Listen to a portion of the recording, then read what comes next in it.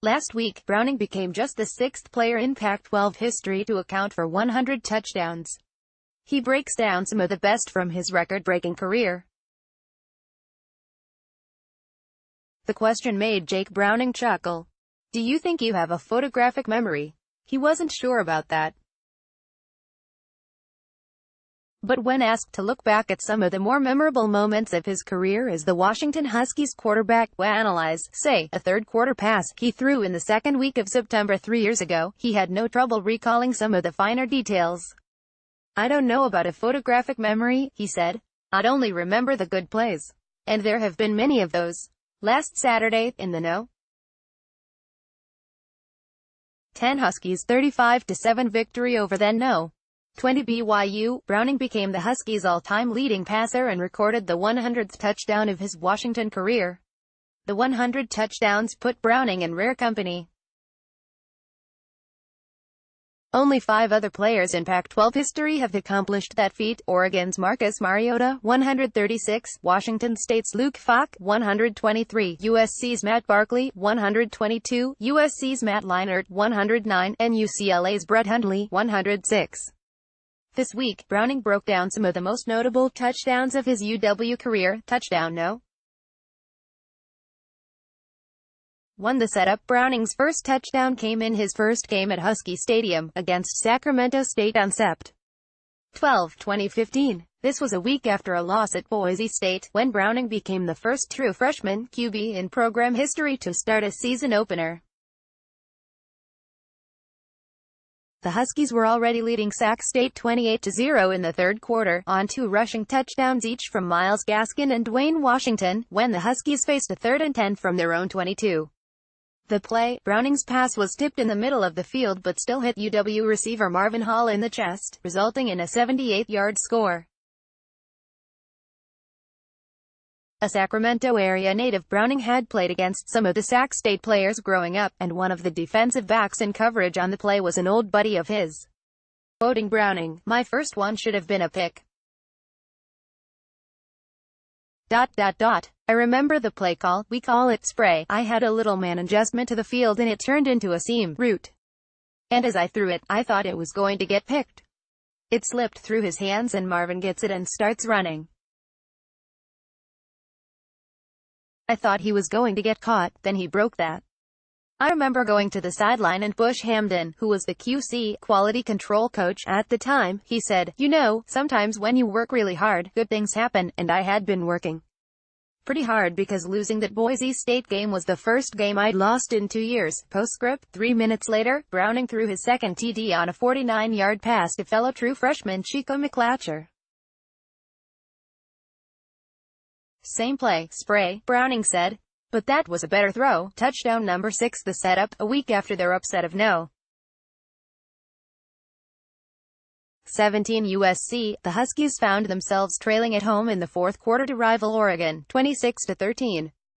Then Browning suffered a separation of his right throwing shoulder after taking a hard hit by an Oregon defender. The play, 3 plays after his shoulder injury, Browning found Jaden Mickens for a 3-yard TD, the quarterback's first Pac-12 touchdown. Postscript. Browning was unable to return to the field for UW's final offensive series, which ended in a turnover, and a week later he did not play in a loss at Stanford because of the shoulder injury. Touchdown No. 10. The setup. In 2015, the Huskies had the youngest offense in program history, with true freshman starters at quarterback, running back and left tackle, and predictably the offense was inconsistent throughout the season. The offense finally broke through on Halloween night at home against Arizona. Browning had 5 total touchdowns in the 49-3 victory, including the first of his 23 passing touchdowns to Dante Pettis. The play, the 31-yard pass to Pettis, gave the Huskies a 28-3 lead early in the third quarter. Quoting Browning, "I definitely remember that one. That was on a dagger, on the right hash, going this way," pointing to the east end zone. Postscript. Later in the third quarter, Browning scored the first rushing TD of his career, on a 12-yard run to the left. "That was on a wedge," he said. I was supposed to run forward, but they messed up their defensive alignment, and there was no one to the left, so I ran it that way. Touchdown no. 18 The setup. The Huskies came into the 2016 season opener against Rutgers with much fanfare, but it wasn't clear just how good the offense was going to be at the time. The play, already leading 10-0 late in the first quarter, Browning found speedy receiver John Ross for a 38-yard TD along the right sideline. It was their first of 17 touchdown connections that season. During fall camp, the offense had had trouble moving the ball against UW's defense, and on the sideline during the Rutgers game, Ross later remarked to Pettis, "Hey, we don't suck," quoting Browning. "Our defense was really good that year, but we didn't know that then, and we weren't moving the ball that great against them in practice. And then we played Rutgers and got after them. I had a feeling we were going to be pretty good." That was Ross' first season in 2 years, after 2 knee injuries, and he can be a little negative sometimes. He thinks you have to beat everyone by 100, and if he doesn't, he gets mad. Touchdown no. 35 The setup. In one of the biggest games at Husky Stadium in decades, the No. 10 Huskies thumped number 7 Stanford, 44-6, the first haymaker in UW's march to the 2016 Pac-12 championship. The play, Browning threw 3 touchdowns in the game, including his first to true freshman receiver Aaron Fuller late on a 3-yard pass late in the third quarter. Quoting Browning, "It was a sprint out. That was near the end of the game, and at that point it was a blowout. That one was pretty cool." Touchdown no. 36 The setup. Washington had lost 12 in a row to their most hated rival to the South, until Browning led the way with a school record 8 touchdowns in a 70-21 victory at Oregon's Autzen Stadium on October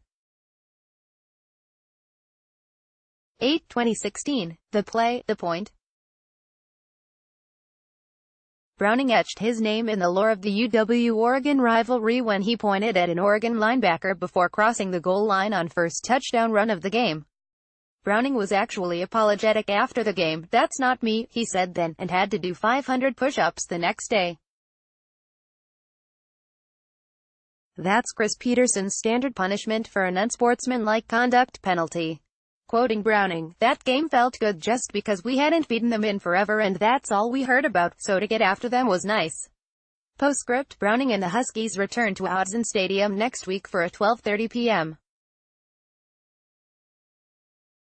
kickoff on October 13. Wonder what kind of reception the Husky QB will get. Touchdown no. 43 The setup. Pettis one-hander in the right corner of the Autzen Stadium end zone, while being held by an Oregon defender, might be the best catch a teammate has had off a Browning pass. Pettis had 2 touchdowns that day against Oregon, and Ross had 3.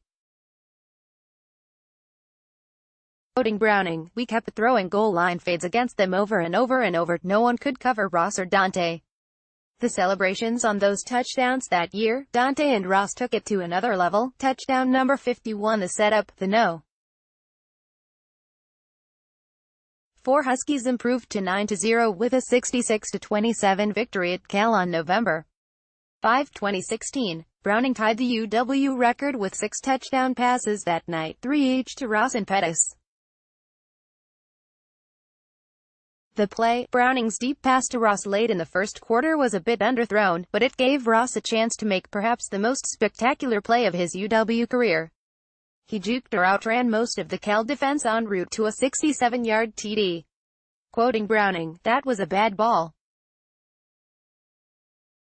That's what happens when you have good players around you. ...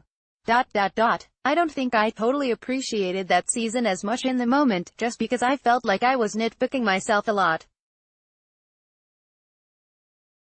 I could get pretty negative that season. We had really good players around me, we had a really good defense, and I was getting all this love." He finished 6th in the Heisman voting, but within the team I didn't feel like I was the best player on the team by any means. I thought that team was only going to go as far as I let it, so I think I got a little negative and didn't totally appreciate it. Looking back on it, we were pretty dominant. Touchdown no. 86 The setup. They have formed the most productive and most successful backfield in UW history, and there hasn't been a bigger, or more crucial, connection between Browning and Gaskin than their late touchdown against Utah on November 18, 2017. The play, Browning liked the matchup with Gaskin against a linebacker on a wheel route, and the result, a 76-yard TD, tied the score at 23-23 late in the third quarter. Browning would then lead an improbable comeback late, with 10 points in the final minute, in a wild 33-30 victory at Husky Stadium.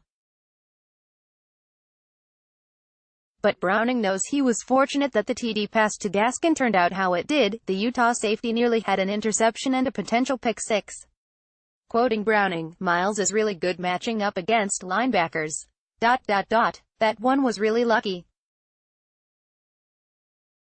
That guy could have picked it off but just mistimed his jump. Touchdown no. 99 The setup. Shortly after becoming the Huskies' all-time leading passer, Browning scored on a 9-yard touchdown run in the final seconds of the first half last Saturday, giving the Huskies a 21-0 halftime lead. Browning had one of the most efficient performances of his career, completing 23 of 25 passes, in the sort of offensive breakthrough the Huskies had been waiting for. The play, the designed QB draw, was the same play that didn't work for Browning against Auburn on Sept. 1. Quoting OC Bush Hamdan, it was the worst play ever in Week 1. So, then, all of a sudden you run it again and it works. Touchdown no. 100 The play, with 9:31 left in the third quarter, Browning rolled to his right and bought time for senior tight end Drew Sample to get open in the middle of the BYU defense. Browning's pass hit the tight end in the chest and Sample turned and scored on a 15-yard pass play. Quoting Browning, Drew has been really consistent for us.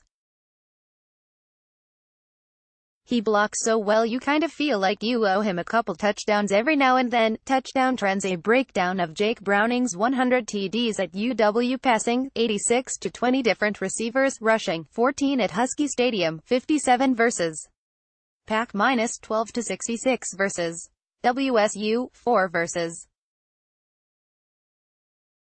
Oregon, 11 most TDs against Oregon State, 12 most TDs thrown to Dante Pettis, 23 longest TD pass, 81 yards, to Dwayne Washington, versus Utah State, 2015 longest TD run, 21 yards, versus Cal, 2017, by year, 2015 to 17, 2016 to 47, 2017 to 26, 2018 to 10.